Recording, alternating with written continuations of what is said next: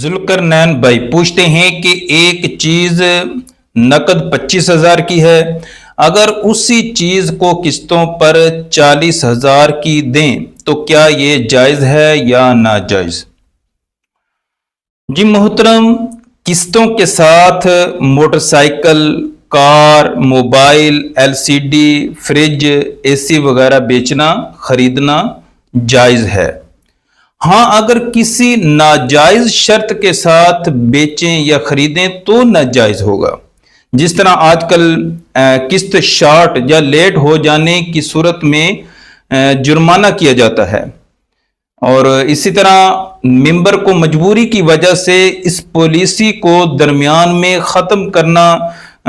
چاہتا ہے تو کچھ فیصد کٹوتی کی جاتی ہے، تو یہ ناجائز ہے۔ اس طرح قسطوں کا کاروبار کرنا جائز نہیں ہے۔ ہاں، اگر اس طرح کی کوئی فاسد شرائط نہیں پائی جاتی، سودا کرتے ہوئے وقت طے ہو جاتا ہے،